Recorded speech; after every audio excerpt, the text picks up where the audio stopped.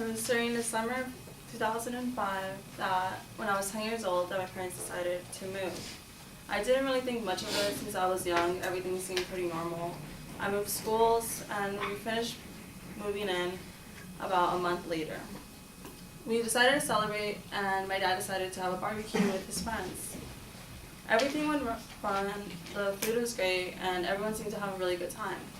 I really liked spending time with my dad, so I would always go and help them clean up with him and his friends. As we were cleaning up, everyone was joking and laughing until I noticed that one of my dad's friends had told a young guy to stop leaning against his car.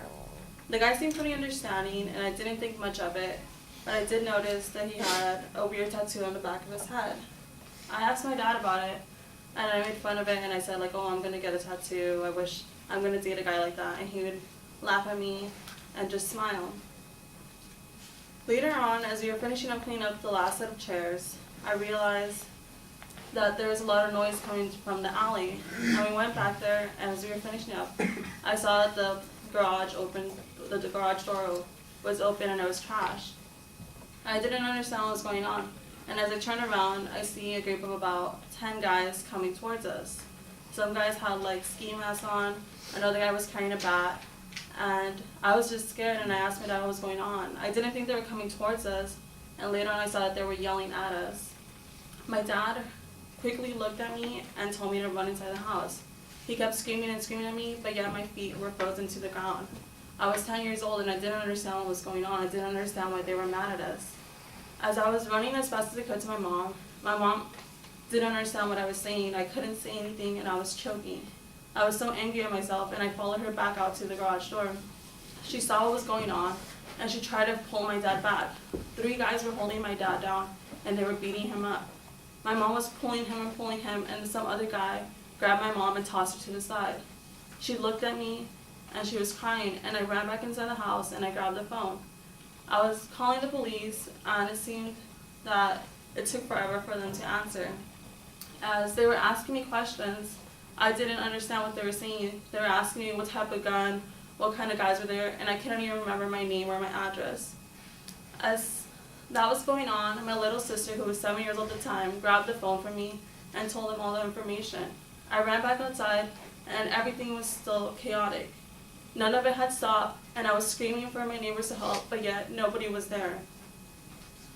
As I was screaming for somebody to help, a guy grabbed me and pushed me to the side. I was there on the ground crying and yet nobody would come. My mom was still trying to grab my dad and some guy was kicking my dad in the face. My dad's friends were trying to leave and nobody came back to help my dad. I was there like yelling at the guy and I tried to kick the guy. The guy grabbed me and tossed me to the side and I started bleeding from my arm. All I did there was that and I cried and I looked at what was going on.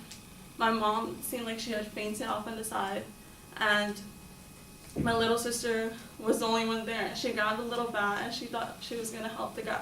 She thought she was going to help my dad by hitting the guy. The guy grabbed my sister and he just tossed her to the side. I just looked around and then all of a sudden everything went quiet. All the guys left and like they thought they were celebrating. They were laughing and they were high-fiving each other as they ran down the street. A car came by and picked them up.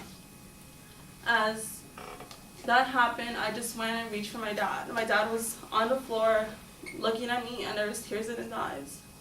There was blood all over his face and there was holes in his shirt from where my mom tried to grab him. And I looked at him and he told me he loved me. And I just sat there and I felt so dumb and I felt so stupid because I was a 10-year-old girl and I couldn't help my dad. And my sister was the one that had to tell the police where we lived. Off in the distance, I heard the police sirens and I saw the ambulance coming. Everything from then on was a blur. The police were asking me questions and I couldn't respond to any of them. That night, a family member came and picked us up while my mom took my dad to the hospital. That night I couldn't sleep at all, and the next morning my mom came back and we went to go visit my dad. My dad did end up being okay, but he was in the hospital for about 2 weeks. And that was the worst day of my life.